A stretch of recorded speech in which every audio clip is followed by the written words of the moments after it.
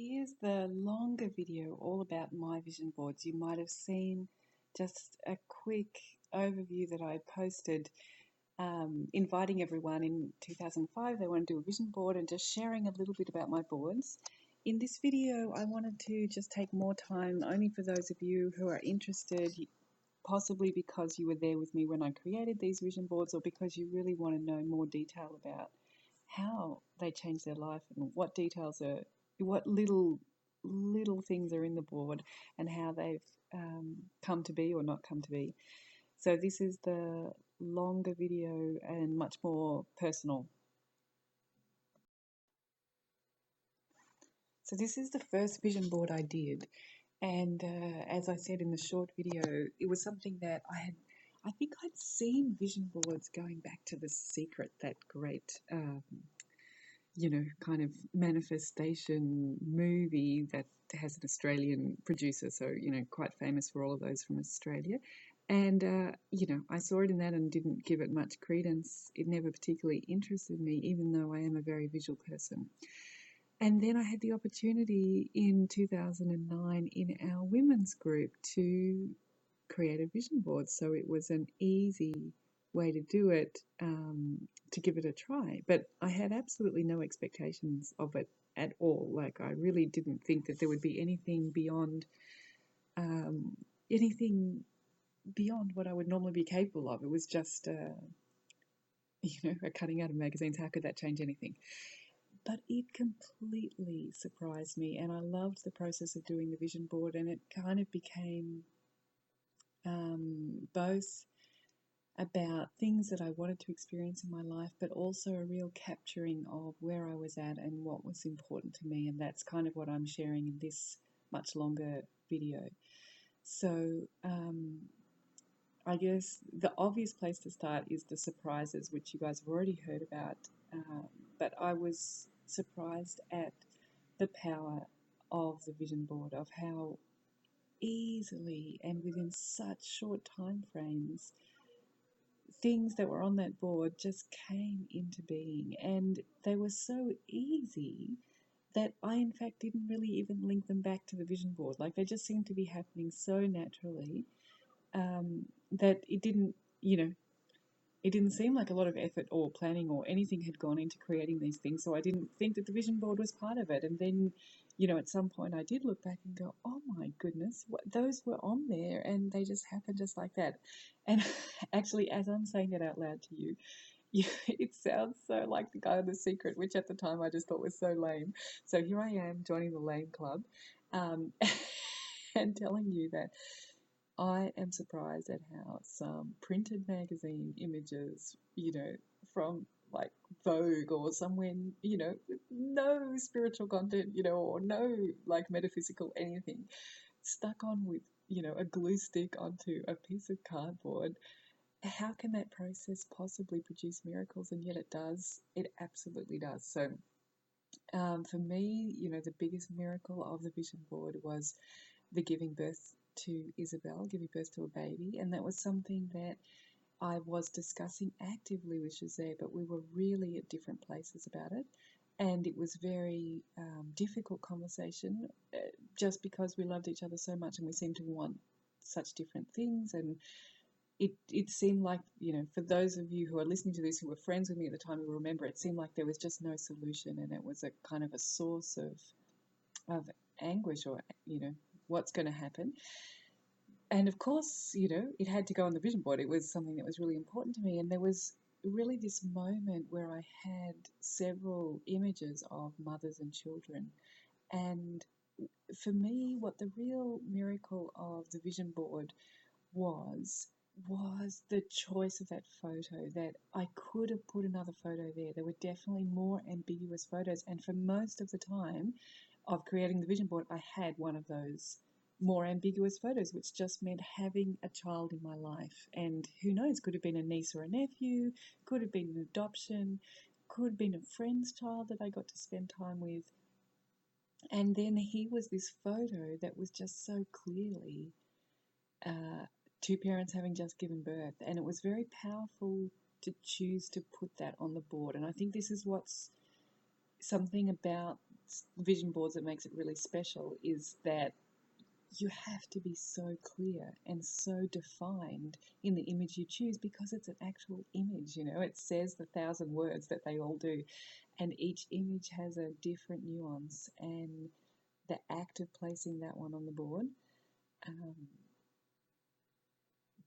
brought that into my life experience. And I guess it, on some subconscious level that I was not fully aware of, it I committed to that being the channel that I was going to pursue to fulfill that experience. So, and sure enough, so I imagine that we did these early in the year, and I think I was probably pregnant by March or April, like would have been the middle of March, something like that, or the end of March. So, you know, this is having had such a long discussion, possibly 12 months of discussion or more, that this issue just resolved and resolved easily. And, you know, really it goes to show that all those blockages are within ourselves. And when we stop blocking ourselves, miracles happen. So maybe it's not vision boards, it's just the normal reality that we are the ones who block ourselves. So that's the main miracle of this story. But the other things that really surprised me was that top right photo of the view and the ocean view. That's something that if I had articulated in words things that I wanted to experience in the next 12 months or whatever, I doubt that I would have ever put that on the list. It's just not something that I really verbally think about. You know, I wouldn't see it as a priority. And yet here we are on the day of cutting up photos, and bam, that photo just has to go there. And it's really quite large, isn't it, compared to the rest of the board? You know, it's a considerable photo. And sure enough, you know, same as the pregnancy thing, like we must have leased this place. We certainly leased it before Isabel was conceived, or before we knew she'd been conceived. So we moved in, I think, on the 1st of April. So here we are, say, doing this in January, February. By April, I'm living in a place where I look out over the ocean every day. And this was a desire that I didn't realize verbally or in a thought way that I was interested in, that has such an impact on your life when you can see a beautiful view all the time, a big, expansive, ever-changing, beautiful view of nature. It's so nourishing. It's such a gift. It's like so valuable and so free. It's amazing, isn't it, that nature just gives these views out for free. So that took me totally by surprise. And then the bottom left is like, who puts lentils on their vision board and beans? And that actually became the first fast that I've ever done. And it was, you know, obviously these things all come at the right time, but this would have been the one that I did the cycle before I conceived Isabel. So hopefully it contributed to the quality of the egg that she came from.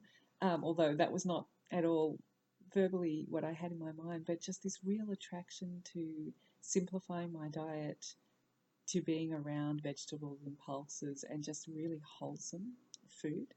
And that led to a fast, like a kind of cleansing of 3 days of really fresh and wholesome ingredients, and then a 24 hours of fasting, and then 3 other days of, fresh, wholesome food. And that process, it was the first time I'd done a fast, and it was so enlightening about how my experience of myself is the experience of what I eat. You know, we think we're so profound, and we think that we're so doing all of this spiritual work or all of this growth work, and yet our actual experience of ourself is so much based on the chemicals in the food that we're eating. It has such an effect on our blood and brain chemistry that cleansing the system and then going for a day without food allowed me to meet myself. It's like meeting yourself naked, just without all of that energy and sugar and whatever else is coming from the food, and just feel who you really are. So really profound experience. And then there are lots of other beautiful things on this board that now, as I look back, so in between the family, like giving birth and the lentils, is this enormous family and the wooden kitchen. And the wooden kitchen was a really key turning point for me way before the vision board, going back to my work with my coach. And that vision of a wooden kitchen was really what turned the compass in my life to be focused on having that experience of family. That if I continued on the course, it's like one of those Ebenezer Scrooge, Christmas future, Christmas past things. It was a vision that if I continued on the course I was going, I was going to miss out on those family experiences. So the wooden kitchen was a real compass correcting moment, compass calibration. So that's what the wooden kitchen is. And then there's a family of 5 children. And I remember even when I put this on the board, all my girlfriends going, "You really want that many children?" And now that I look back at it, perhaps it mostly sums up that I just wanted to be completely in that experience of motherhood. And I definitely have fulfilled that it became my complete focus, and in a wonderful way. And the business just really dropped to the side for a while, and in a way, friendships as well. Not in a bad way, but that I already had those friendships. They were already established, and so they could survive me being just completely, overwhelmed in the best way with the experience of being a mother. So maybe that's what that was about. Above that, that's a wedding dress, which still actually has not come to fruition. So that's one left to come. Then there's all of the things here in the top left are really about my experience with meditation, and these are great touchstones for me to remind me of that, the lightness, and here, what are the words there? The effortlessness, the exquisiteness of that connection through meditation. And the other thing on this board is that it sums up lots of the quotes that have meaning to me. And there's 2 quotes that I use to guide my life, and one of them is here underneath the oil massage at the top right, and it says, "Love is the cure, for your pain will keep giving birth to more pain until your eyes constantly exhale love as effortlessly as your body yields its scent." And that's really inspiring to me. It's nice now, 6 years later, to touch, base with that. I think this is something that I feel like I'm further along this journey than I was. When I first read that poem, in a way it hardly made sense to me. Like I could kind of grasp the words, but what would that be like? I think I'm some way towards that now. So that's a beautiful thing. And then up the top here, heading towards the top right, lots of things about my teachers. And one of them, there's a sprinkler there, sprinkling the grass. And I think that says so much about being Australian, that it's such a dry country, and the thought of just using water to, water the grass, and the grass being so lush. That's like the experience that I wanted with my teachers. And that's certainly also come to fruition. Like each of those teachers there, I feel have really given me something. And it's interesting, the only one in the middle there is Moshe Feldenkrais. He's the guy with his arms crossed. And actually the work that I wanted to do ended up coming not through him, but through another teacher. But what that box symbolised for me really has occurred in my life, so that's just wonderful that that's there.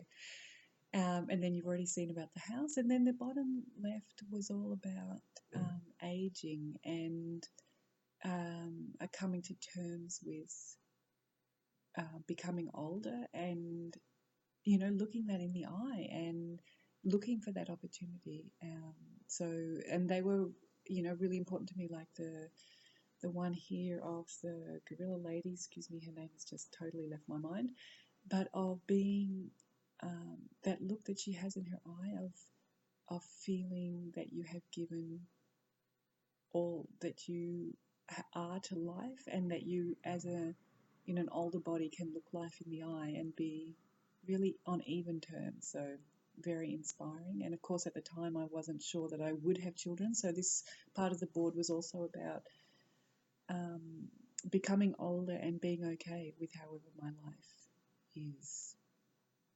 And then coming in towards the middle, we've got my other quote, which, so that's underneath my chin. Your task is not to seek love, but merely to seek and find all the barriers within yourself that you have built up against it. So, yeah, I continue on that journey. And then a few other quotes that are important in the background around the center, like written in hand with purple background, is I feel wonderful as I stand in this place where many things that I desire have not yet come to me. And that was from Ask and It's Given, I think. And that was a real turning point for me, realizing that we're always in the process of waiting for the things to come for us that we have requested. So there's just no need to panic. So that has continued. And then right at the top is groove in the vastness of it all and allow life to float things towards you. All you have to do is breathe and relax, be grateful, enjoy life, love yourself, and multitudes of goodies will come your way. And so it is, and it is, which is Louise Hay. So I think some of those messages there for me were around just really relaxing that intensity that I can have as a person and being more relaxed in the ease of life, falling into the trusting arms of life, of the universe, that all will be well. And that was probably great preparation for what has happened in my life. I'd certainly say that I feel that that's my more natural state now, is that perhaps in the past I've had a very push kind of intensity, and now I have much more relaxed receiving approach. So there's some details about the amazingness and my experience, just beautiful, beautiful experience of my first vision board.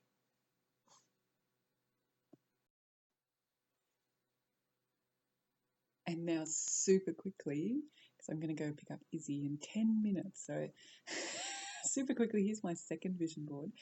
And this was much more specific. This was preparing to give birth to Isabel and perhaps coming, I guess it was that stepping into the unknown of not knowing what experience I would have, and an awareness that postnatal depression is very real and, very overwhelming and could possibly be my experience. So there was kind of like some preparation for stepping into the unknown, and also really wanting to savor the experience, because it's such a, I even knew then it's such a short time that this child is a baby, and not wanting to resent the workload and the loads of washing and the nappies and the just completely being absorbed in that and not resenting that, and realize, just really relishing that is part of that experience.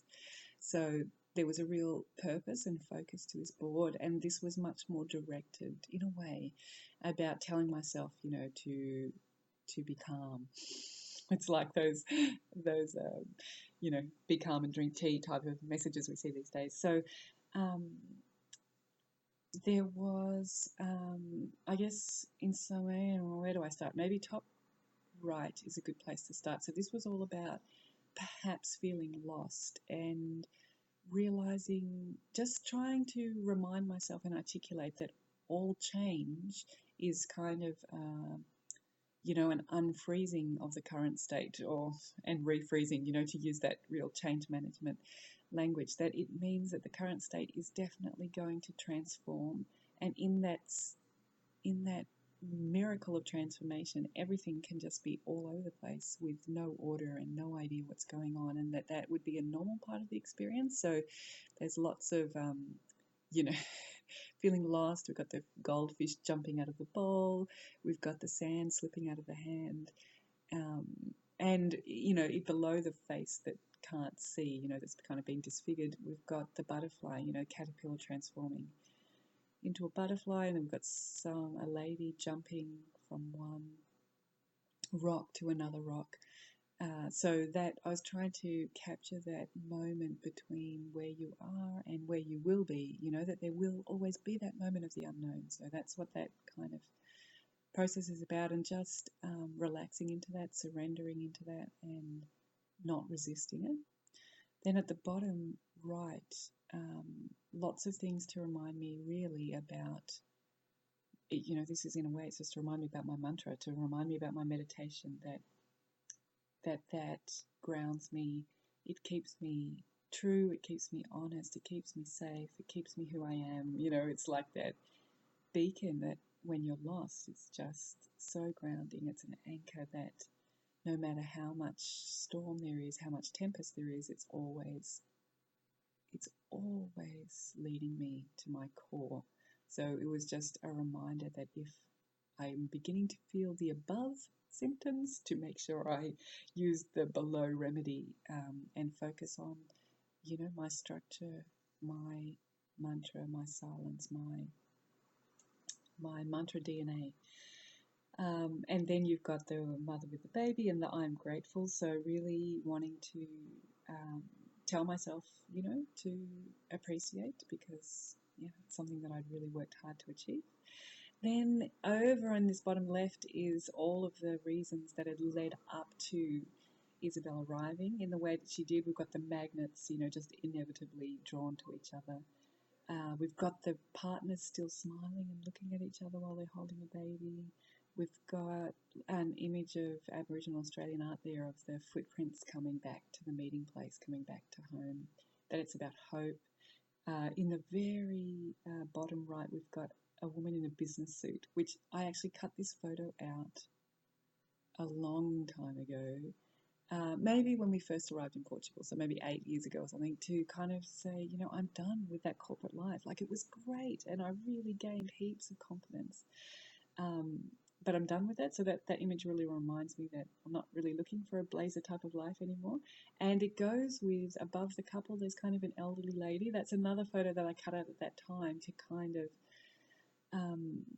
focus me on that fear that I had around an old age without children. So that kind of goes with the gorilla lady image from the last one. Like, this image to me was like a fear image of that dryness and loneliness. And so both of those got on to the reasons why. Also on the reasons why, these go off the edge of the vision board. So there's like those building skyscrapers in New York, and this refers back to like having my foundations really strong, and not building like on a pack of cards. And above that, you probably can't even see the detail, but it is a pack of tarot cards, and that story that's within the tarot cards about the false tower. So these are all important to me around my foundation.